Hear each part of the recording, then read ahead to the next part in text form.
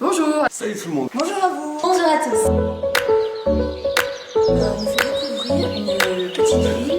Il y a eu le fondeur à Angoulême, exactement. Les dialogues sont super justes, les émotions. Toi, les Demon Kings devraient vous plaire. C'est puisqu'elle n'ose pas trop montrer ses créations. Allez, c'est un ange. On est du manga, c'est bon. Écoutez ça, hein, c'est une photo.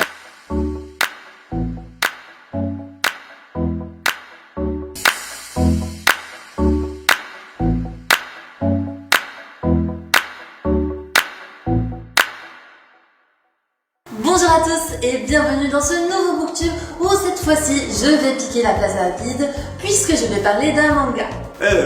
C'est pas moi l'expert en manga ici. T'es pas en train d'enquêter sur mes plates-bandes. Sinon, on peut le présenter à deux. Bon, allez, c'est bien parce que c'est toi, hein, je veux bien. Mais juste pour cette fois. Ok. Petit retour en arrière. Bonjour à tous. Aujourd'hui, David et moi, nous allons vous parler d'un manga. Il s'agit de The Promised Neverland. Alors, c'est ici que je devrais vous parler des auteurs en détail, mais les scénaristes comme les illustrateurs, ils en sont à leur premier coup d'essai. Et ils cartonnent déjà. Oui, et d'ailleurs, il cartonne déjà que nous avons une version animée que vous pourrez trouver sur Wakanim, et ça depuis janvier 2019. Alors, The Promised Neverland est un manga écrit par Kaiyu Shirai et dessiné par Demi. En tout cas, Je peux faire le gars qui vérifie mes notes parce qu'il n'arrive pas à le dire. Du coup, Kaiyu Shirai est illustré par Shimizu Uzuka. Désolé pour cette prononciation japonaise, malheureusement tous les mangas ne sont pas dessinés par Akira Toriyama et je ne retiens pas tous les noms.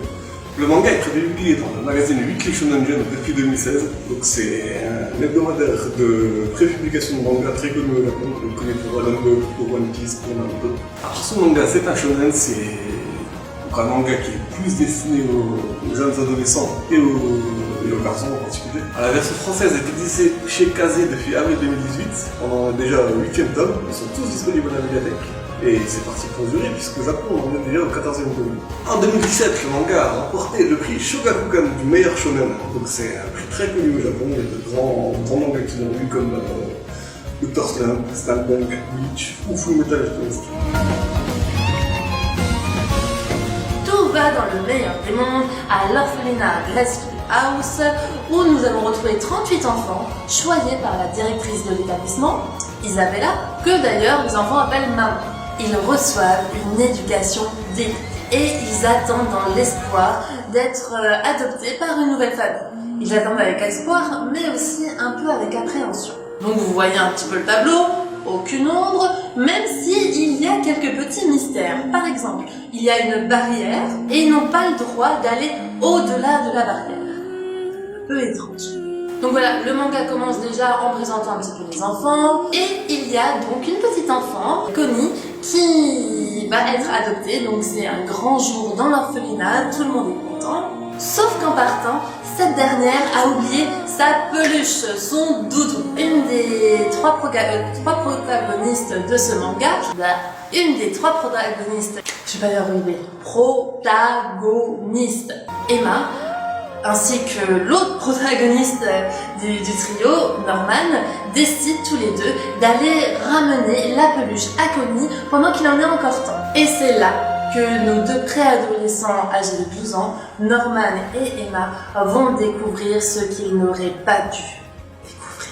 Le compte à rebours commence. Pour teaser un petit peu, parce que je suis pas très fan des spoils, T'es pas fan de spoiler. mais voilà, je tease un petit peu quand même, on va retrouver une ambiance assez terrifiante, glaçante. J'ai beaucoup aimé Promised Neverland grâce à l'originalité du manga. Pour une fois, on n'a pas un shonen où on a affaire seulement à des combattants. Là, les héros, c'est vraiment des enfants normaux, même si particulièrement intelligents. Mais s'ils sont si intelligents, David, est-ce qu'ils arrivent à faire des Kamehameha? Donc là, pas de Kamehameha. Le trio de protagonistes, Norman et Emma, sont tous très attachants, mais à leur manière, et sans faire de Kamehameha. Donc. Tout plus l'aventure avance, plus on apprend à les connaître en détail. Et surtout, l'histoire est remplie de rebondissements et vraiment de choses très inattendues. Graphiquement, c'est simple, tout en étant détaillé. Les personnages humains ont un style très fin et qui devient un peu plus rude quand il s'agit de certains adultes ou quand les personnages sont un peu plus âgés. Les monstres sont encore plus détaillés et ils sont terrifiants à souhait. Et ça tranche complètement avec les protagonistes, justement. Vous verrez, avec les héros, les enfants, on passe d'une ambiance très gentillette à vraiment une atmosphère d'horreur. J'adore. Alors, pourquoi j'ai aimé ce manga? Pour être franche avec vous, je ne suis pas du tout fan de style manga. Enfin, du moins au début. Parce que comme qui dirait, j'ai un collègue qui ne lit que ça. Et c'est parce que je lis seulement ce qu'il y a de mieux. Il m'a parlé de ce titre-là et je me suis dit, bon, allez Claire, on va encore tester un manga. Et franchement, j'ai adoré. J'ai été agréablement surprise par la tournure des événements. C'est vrai que, en regardant la couverture, que franchement, j'adore. Bon travail Benji. Je pensais qu'on allait tomber dans un monde un peu à la Peter Pan, où les enfants allaient chanter du Casimir. Si les temps, les gens, sont les enfants, c'est tout. Attends. Merci David. Ce premier tome tombe très vite par un point de rupture très réussi dans une ambiance stressante. Voilà, on se sent pas très bien, on va dire. Et si les personnages ont encore une fois des réactions quelque peu exagérées ou bien prévisibles, cela n'enlève rien à l'intérêt de cette série ainsi que de son intrigue. Je pense que vous avez compris, Promise Neverland est une pépite. Et si vous êtes frileux envers les mangas, comme moi je l'ai été, et ben vraiment, je vous le conseille. Foncez vers The Promise Neverland. Allez, moi je vous dis au revoir et à très vite pour une nouvelle lecture. Bonne journée à tous.